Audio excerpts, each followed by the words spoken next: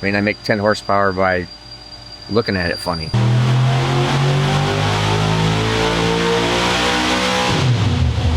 Right here.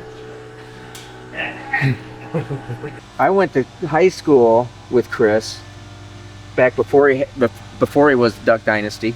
The head's got way over 100 pounds apiece. Might as well have him do heavy work. He's young. He can adjust. He can recuperate.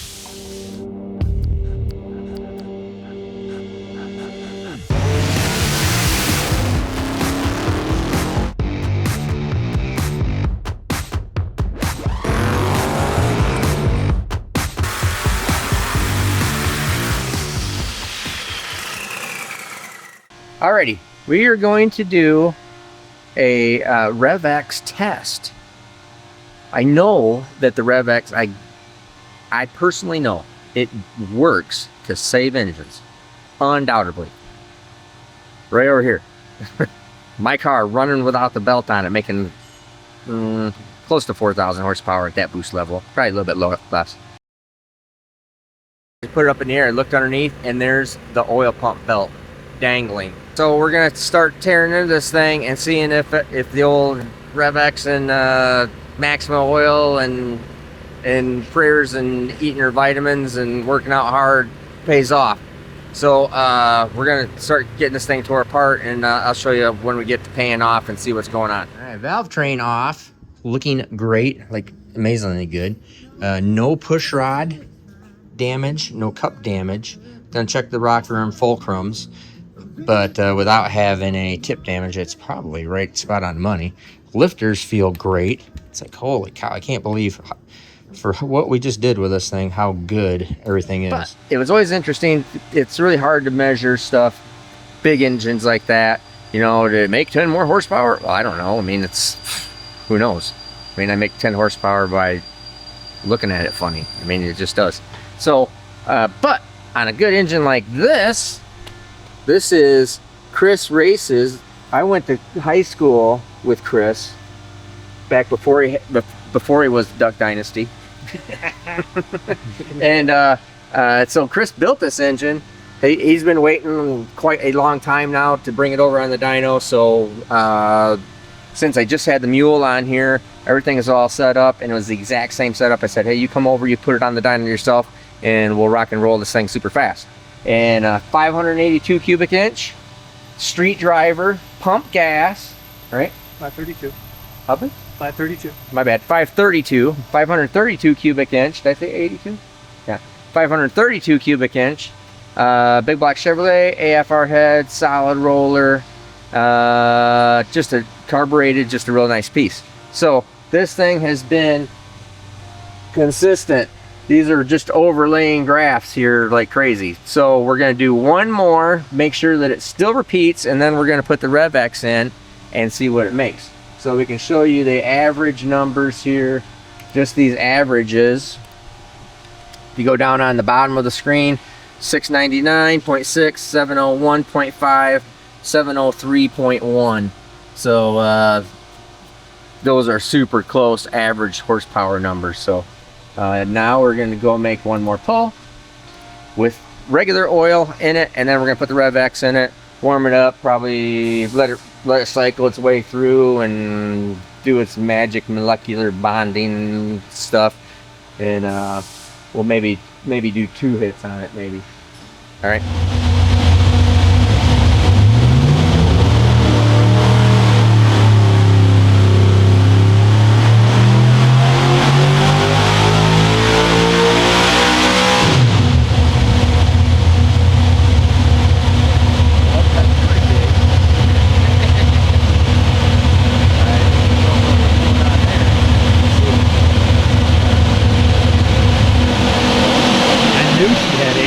In her. Well, you tell me that's a real number. I don't know. Let's take a look at it here, see if it's got some popcorn number in there. Hey, well, come on. Popcorn number. Well, it made 710 average versus 703. So I mean, it's up on average. This is dyno day. We want peak. Well, peak's right there. got a bunch of peak number. Let's see. I want it to repeat exactly. Oh, there's one spot right here. Filled Isn't that in. something? Filled it in. Yeah. One spot right here where it is. It rounds that off, so 829 point something. So 830 to 809.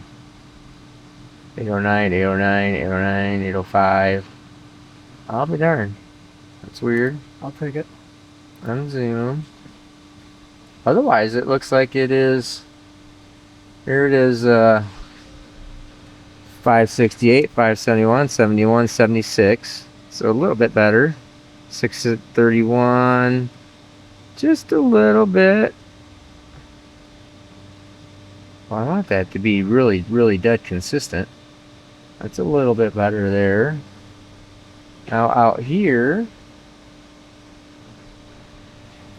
yeah, it's just a little about that 10 average number is probably about right. All right, we're gonna make one more because I need this to be.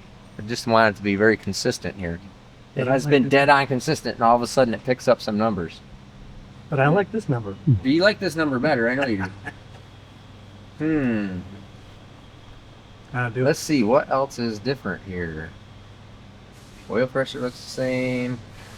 AFR.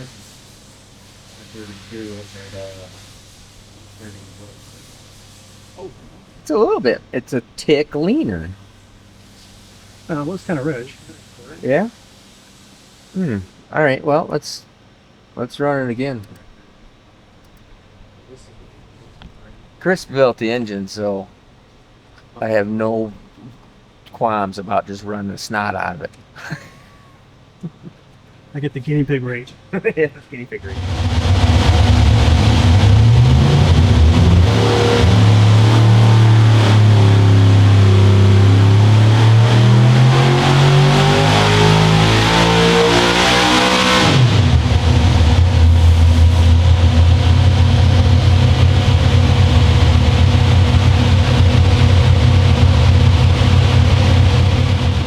Now, just when I was so happy that it was dead on consistent, let's see what that looks like. 700. So average number 700. 703, 701, 699. I think this one was a little happy. Made 815 versus 808, 811. 830. Yeah, your 830 number, 809 basically there, 811, 809, It cooled off quite a bit. 815. The air might be getting a little bit better. All right, I think I'm gonna go with these average numbers. The average number 700 for the testing. Average of 700. I think we had a little happy spot here where the dyno gods, so to speak, were more generous than normal. And because we're at 700, 703, 701, 700. So I think that's pretty good information there. So let's go throw some bottles of a bottle of RevX in. In the middle of mocking up gear drives on the big black Hemi. You guys are misunderstanding. Some of you guys know it, but I mean, it's a little pun on words. Black Hemi. It's the big black Hemi because it's big, it's black. Not the big block Hemi. And this actually isn't the final gear drive or the final mount for it. Initial testing purposes, I think.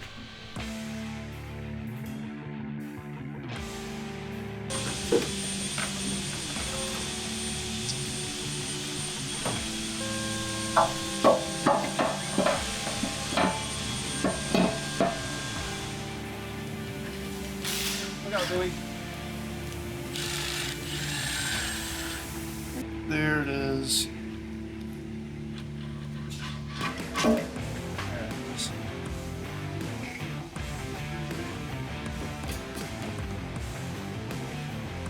What do you got going, Steve? Well, so what the deal is here is I don't have the right head gaskets. They sent me the head gaskets sent me were for the wrong bore size. Didn't catch it until we went to actually put it together. But I have to mock it up. So you see that we're just setting, or TJ was just setting the cylinder head on here with a little sample, just some stuff to make spacing for the right thickness of gasket. Because when, this is not my problem, but has been made my problem that I need to figure out because we got to try to get everything all done. When you put this engine in the boat, so the stringer of the boat is right here and on that other side over there. When we put it in the boat for mock-up the first time, I'll get this over here. You see how much this twists, these big engine mounts just twist, and so it won't support stuff and then becomes a major problem. So we're going to have to figure out how to support all this. We'll definitely, put it into the head, and, which kind of sucks too. You have to drill in space and put it into the head, but then trying to figure out how to keep this from twisting right here, this whole action. While I'm waiting for the head gasket to sit here tomorrow, and then we'll be able to put the heads on, put the rest of this thing together. I'm gonna weigh this thing because this must be a big, heavy bugger for sure. Because the head's got to weigh over 100 pounds a piece. Here, it's huge. So, anyways, this side is really bad of just being springy. And since if it was just sitting right here, it'd be okay. You could make it better. But since it's sitting over here is where the pad actually is, there's nothing here. There's nothing in this area right here in front. There's nothing right here. There is a mount right there. So, and then you have these great big freaking huge headers that we'll be putting on this. So that's where I'm stuck at right now. It's thinking how we're going to make this all work. That's it.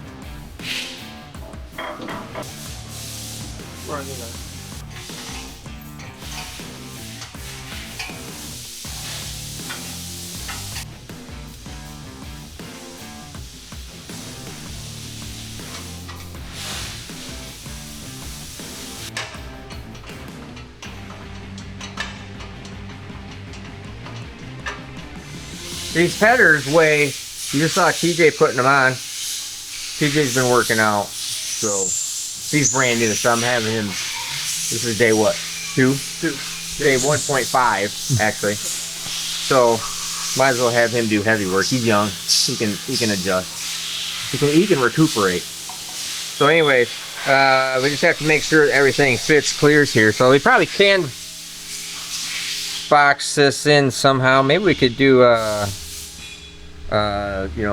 flat plate right here to over to here. So when it try to come down, it's trying to make the bend more and more back here. Yeah. Box on a box. And then it would be totally out of the way. So we can do anything that doesn't hit the valve cover or hit the header. And that is a mofo. Right here. Alright. Now, the recommended is 1 bottle per oil change. I do it. 1 bottle per oil change. Yeah. It's a little expensive, but fixing stuff and keeping things alive is way more expensive. So, what I would expect is just we're gonna start it up, warm it up, make a short pull, or maybe we'll just make 2 pulls on it, because it will take a little bit of time. It's gotta get itself in there, and I don't know if it bonds differently over time or not. That'd be interesting. And this is Chris's murdered out 532. Yeah, murdered out. Stealthy. What's it going? Chevelle 70. Yep, 70 Chevelle. Chevelle, isn't it? Yeah. They all are, aren't they?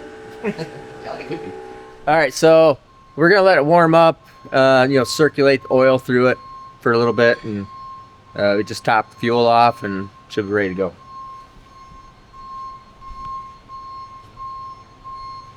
Oh, more stuff coming in.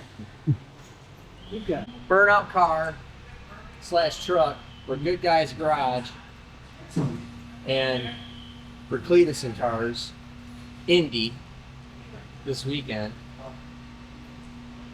Something Kyle's screwing around with after hours.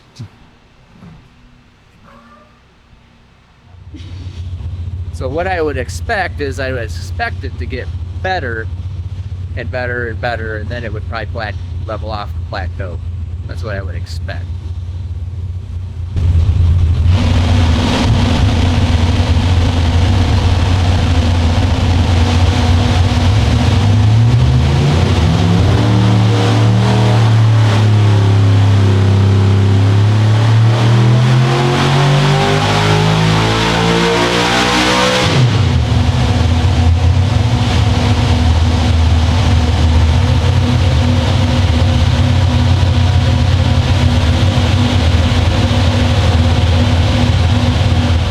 Alrighty, not disappointed with that, but let's see where we're at here. Because we're a little more concerned with the average number, not just a peak number. And we'll see what it is. 693 down. So that's alright. We're gonna see if it comes back live.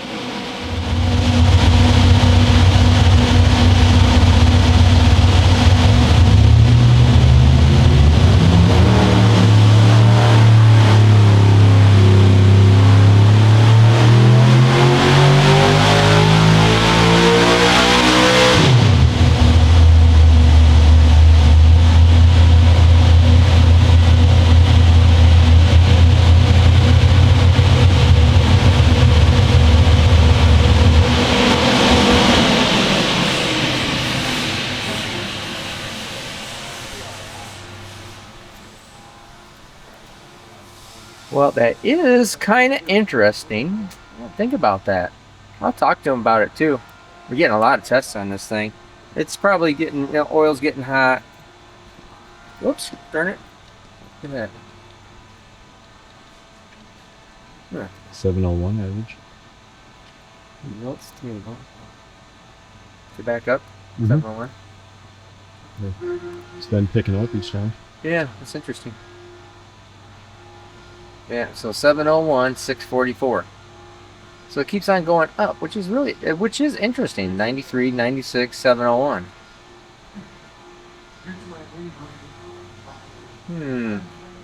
I would dare say that it probably has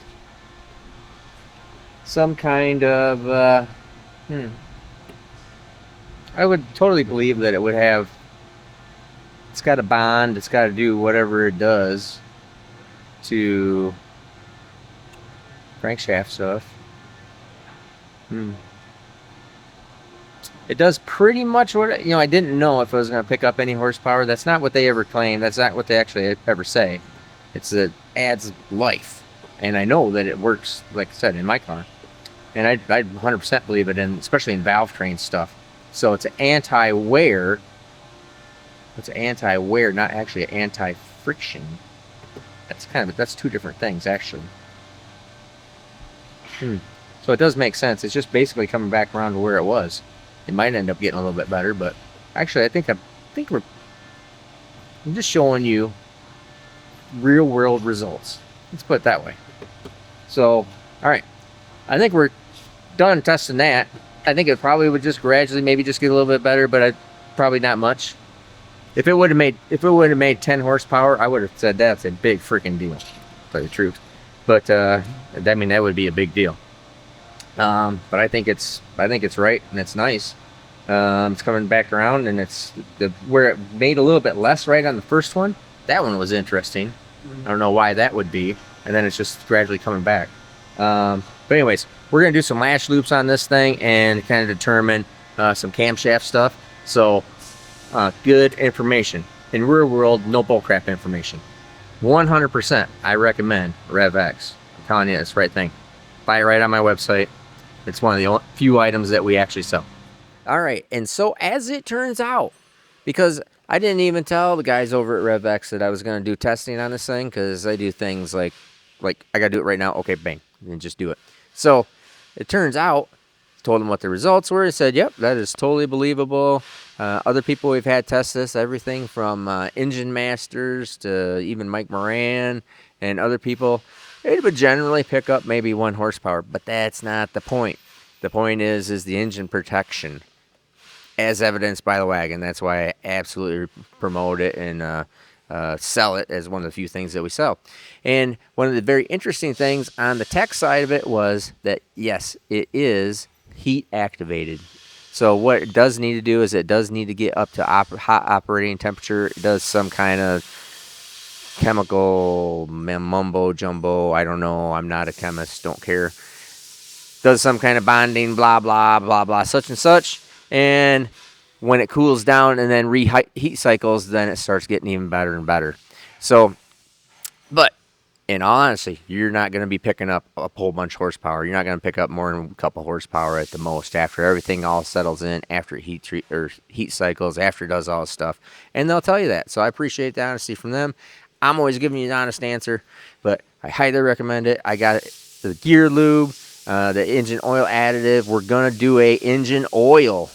So you don't even have to add the oil additive to it. It's just going to be straight out. I'm going to sell a complete oil package. It's all done, and also has the fuel stuff, diesel stuff, and fuel for fuel treatment for the methanol. So I use all that stuff, promote it.